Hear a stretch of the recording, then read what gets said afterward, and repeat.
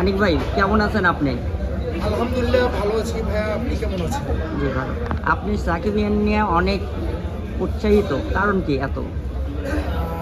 কারণ হচ্ছে শাকিব খানকে আমি অনেক ভালোবাসি। আমি সেই ছোটোবেলা থেকে শাকিব খানের খুব ভক্ত। যখন থেকে আর কি ফিল্ম বোঝা শুরু করেছি, ঠিক তখন থেকে আমি শাকিব ভাইয়ের খুব একজন পাগল ফ্যান, এবং সে জায়গা থেকে এখনও পাগলামি চলছে এবং চলবে। সামনে পরিকল্পনা কি? সামনের পরিকল্পনা বলতে রিসেন্ট আমার একটা গান হয়েছে, যেটা কিনা আমি সাকিবিয়ানদের নিয়ে করেছি। গ্লোবাল মেগাস্টার চেয়েছিলাম গানের ভিতরে সাকিব ভাইকে নিয়ে যাতে করে একটা গান করা যায়, বা আমার একটা স্বপ্ন ছিল, সেই স্বপ্নটা অলরেডি পূরণ হয়েছে ইনশাল্লাহ। তো সামনে নেক্সট আরও ভালো কিছু কাজ আসবে, আলোচনা চলছে, ভালো কিছু হবে ইনশাল্লাহ।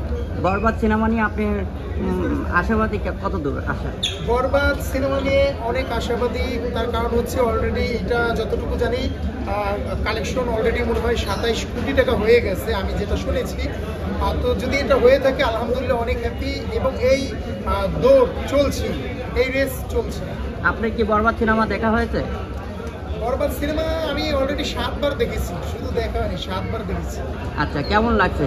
অসাধারণ, মানে শাকিব খান মানেই সাইলেন্স, কোনো কথা হবে না। বাংলাদেশের যতগুলো সিনেমা আছে সবগুলো সিনেমা কি মানে পেছনে ফেলে যেতে পারবে সামনে? বাংলাদেশে এই মুহূর্তে যত সিনেমা আছে এগুলো কিন্তু অলরেডি পিছনে ফেলে দিয়েছে, এবং শাকিব খানকে একমাত্র বিট করতে পারে একজনই হিরো, সে অনলি ফর শাকিব খান, তাকে তিনি নিজে বিট করতে পারে। তুফানে দেখেছিলাম বিধ্বংসী একজন শাকিব খানকে, এরপরে আমরা আবার এই যে বরবাদে দেখছি, এই বরবাদেও তিনি একদম মার ধর কাট অবস্থা, ঠিক আছে? মানে কি বলবো, মানে এটা শাকিব খান দ্বারাই সম্ভব হয়। এখন এই সিনেমাটা কি বলিউড কিংবা ইন্টারন্যাশনাল মানের হয়েছে কিনা আপনি কি মনে করেন? আমার জায়গা থেকে বাংলাদেশের প্রেক্ষাপটে অবভিয়াসলি বলিউড টাইপেরই একটা মুভি, বা আমরা বলতে পারি তামিল টাইপের একটা ফ্লেভার পেয়েছি, এবং ভবিষ্যতে এই টাইপের মুভি আমরা আরও দেখতে চাই। এবং বাংলাদেশ যেহেতু একটা ছোট দেশ, এখানে সিনেমা হলও তেমন একটা নাই, ছোট পরিসরে এখানে অনেক বাজেট নিয়ে আসলেও কিন্তু ওই টাকাটা চলে আসে না। সে জায়গা থেকে শাকিব খান যেহেতু একজন বড় মেগাস্টার, তার সিনেমাই কিন্তু আয় করে। তো আমি রিকোয়েস্ট করবো ভবিষ্যতে যত প্রযোজক আছে আপনারা তার পিছনে লগ্নি করেন, এবং ভালো কিছু ফিডব্যাক পাবেন, এবং বড় কিছু করেন।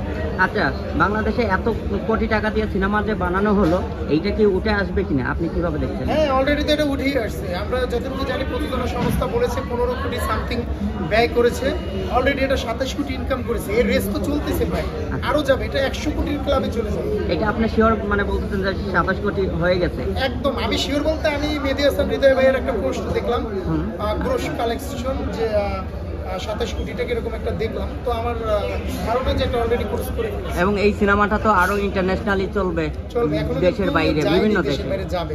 তো সেক্ষেত্রে এটা যে কি হবে ভাই, মানে ধারণা করতে পারবে না।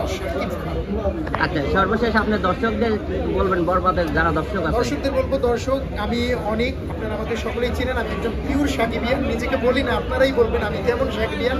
আমি সাকিব ভাইকে অত্যন্ত ভালোবাসি, আপনারা যারা ভালোবাসেন অবশ্যই এই বরবাদ মুভিটা হলে এসে দেখবেন, এবং এটা যদি না দেখেন তাহলে অনেক বড় কিছু মিস করবেন।